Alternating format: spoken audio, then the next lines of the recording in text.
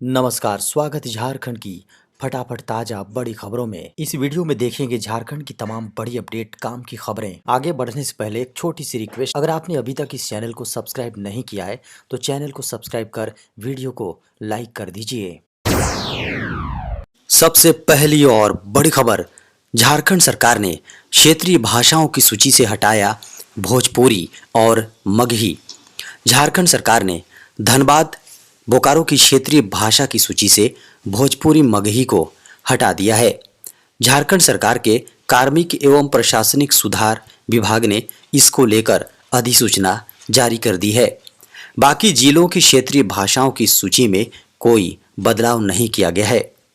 सरकार के इस कदम से इन भाषाओं के युवाओं को धनबाद बोकारो में जिला स्तर की सरकारी नौकरी नहीं मिलेगी। लोहरदगा जिले से बड़ी खबर सामने आ रही है। यहाँ पुलिस को मिली बड़ी सफलता, 6 बड़े नक्सली गिरफ्तार। लोहरदगा जिले में नक्सलियों के खिलाफ पुलिस को बड़ी सफलता मिली है।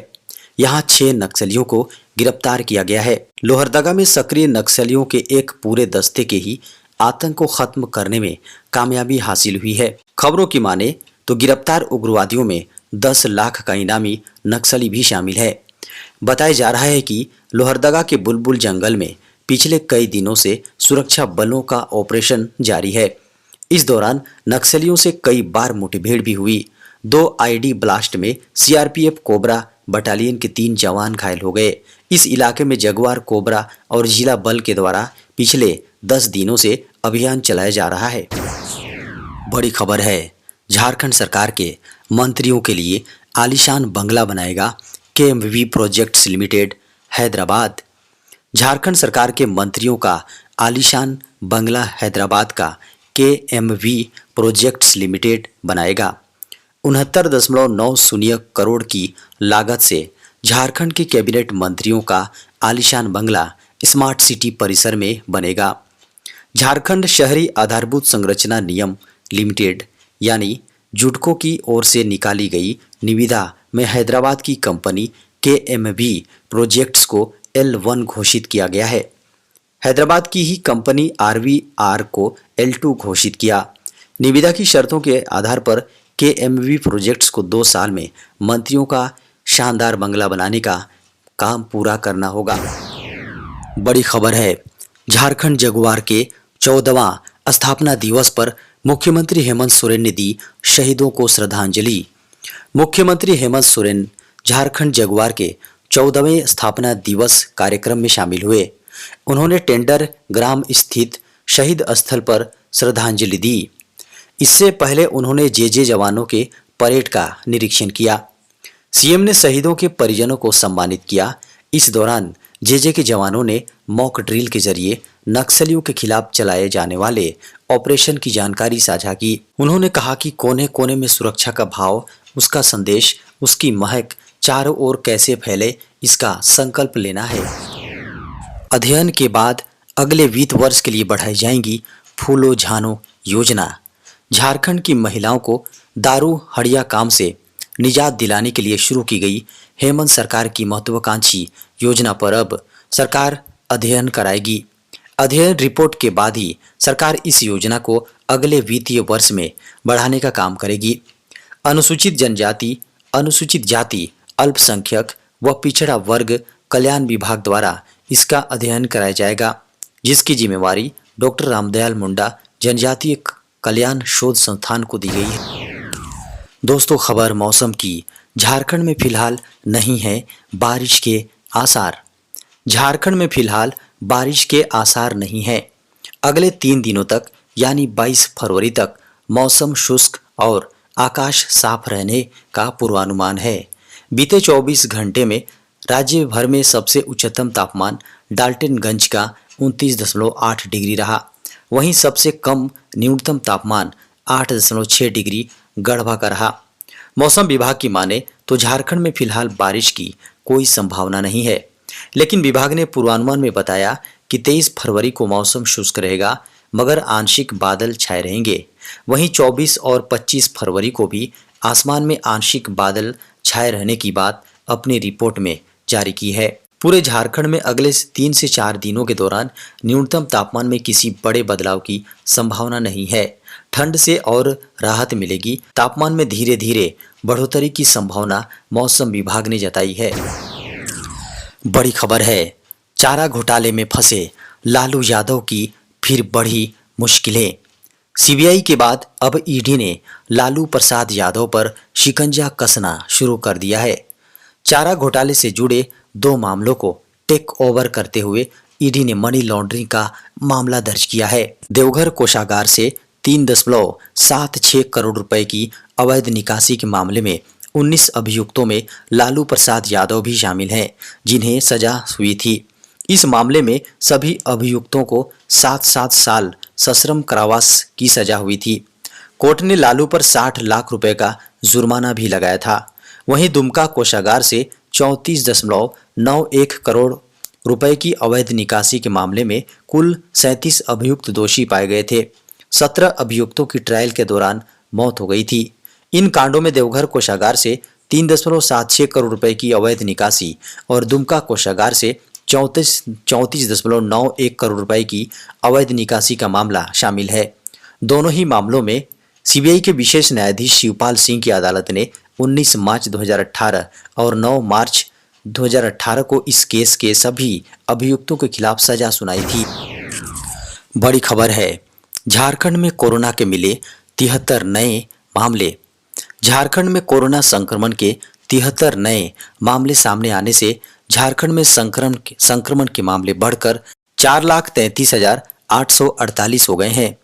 झारखंड सरकार के स्वास्थ्य विभाग द्वारा शुक्रवार रात जारी आंकड़ों के अनुसार झारखंड में पिछले 24 घंटों में संक्रमण के 73 नए केस सामने आए हैं, जिनमें से 22 मामले रांची से और 4 मामले जमशेदपुर से सामने आए हैं। झारखंड में अब तक कुल 4,27,696 लोग संक्रमण मुक्त हो चुके हैं।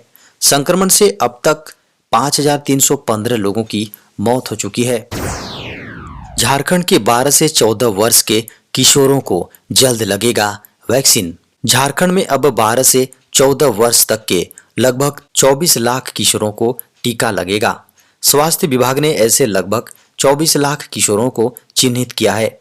हालांकि अभी केंद्र सरकार ने टीकाकरण का समय निर्धारित नहीं किया है, लेकिन मार्च के प्रथम माह से इसके शुरू होने की संभावना है। स्वास्थ्य विभाग ने इसकी जिलावार सूची तैयार कर ली है। आंकड़ों के अनुसार कोई किशोर छूट नहीं जाए, इसके लिए सरकारी और निजी स्कूलों से सूची मंगाई जा रही है। इससे 100% आंकड़ा मिल पाएगा। टीका केंद्र पर और स्कूलों में टीका दिया जाएगा। बताया जा रहा है कि 12 से 14 वर्ष के किशोरों को टीका के लिए 24 लाख को चिन्हित किया गया है।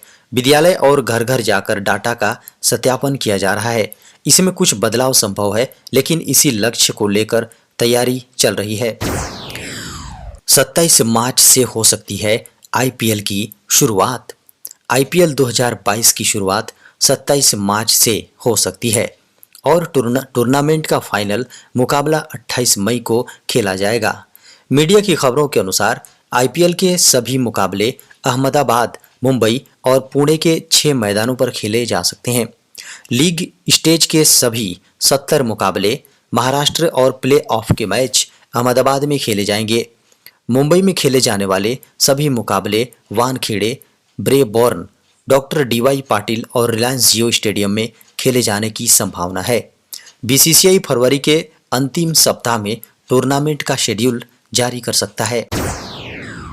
भारतीय रेलवे ने निकाली भर्तियां। दक्षिण पूर्व मध्य रेलवे ने 21 पदों पर भर्ती करने का फैसला लिया है। नोटिस में दक्षिण पूर्व मध्य रेलवे ने कहा कि SECR स्पोर्ट्स कोटा के तहत भर्ती अभ्यर्थियों की भर्ती करेगा। इस भर्ती में कुल 21 रिक्त पदों को भरा जाएगा। इस भर्ती के लिए ऑनलाइन आवेदन करने के लिए लिंक 19 फरवरी 2022 से 5 मार्च 2022 तक मौजूद रहेगा। दक्षिण पूर्व मध्य रेलवे इस भर्ती के माध्यम से ग्रुप सी में 21 रिक्त पदों को भरेगा। उम्मीदवारों को किसी भी राष्ट्रीय या अंतर्राष्ट्रीय और इंटरनेशनल स्पोर्ट्स इवेंट में सम्मानित किया जाना चाहिए। इसके अलावा अधिक जानकारी, विस्तृत अधिसूचना जारी होने के बाद ही मिल सकेगी। देश ने पार किया 175 करोड़ वैक्सीन लगाने का आंकड़ा। देश में कोरोना की तीसरी लहर की रफ्तार कम होने के साथ ही वैक्सीनेशन की रफ्तार बढ़ा दी गई है।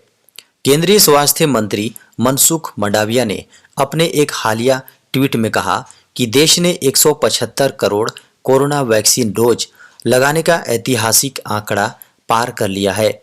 उन्होंने कहा, नया भारत नए कीर्तिमान। देश ने 175 करोड़ कोरोना वैक्सीन डोज लगाने का ऐतिहासिक आंकड़ा पार कर लिया है।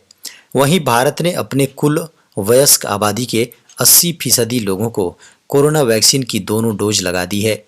इस संबंध में केंद्रीय स्वास्थ्य मंत्री मनसुख मंडाविया ने बयान जारी करते हुए जानकारी दी। मनसुख मंडाविया ने ट्वीट करते हुए लिखा, सबको वैक्सीन मुक्त वैक्सीन। भारत ने अपनी 80% वयस्क आबादी को कोरोना वैक्सीन की दोनों डोज लगाने का ऐतिहासिक आंकड़ा पार कर लिया है। कोरोना के मिले 22,270 नए मामले। भारत में पिछले 24 घंटे में कोरोना के 22,270 नए मामले सामने आए हैं। कोरोना वायरस से संक्रमित कुल मामलों की संख्या बढ़कर 4,28,02,505 हो गई है और इलाज करा रहे मरीजों की संख्या कम होकर 2,53,739 रह गई है। केंद्रीय स्वास्थ्य मंत्रालय की ओर से शनिवार जारी आंकड़ों के अनुसार 325 और मरीजों के जान गंवाने से मृतकों की संख्या बढ़कर 5,11,230 हो गई है। कोविड-19 के दैनिक मामलों की संख्या लगातार 13वें दिन 1 लाख से कम है। इलाज करा रहे मरीजों की संख्या संक्रमण के कुल मामलों का 0.59% है।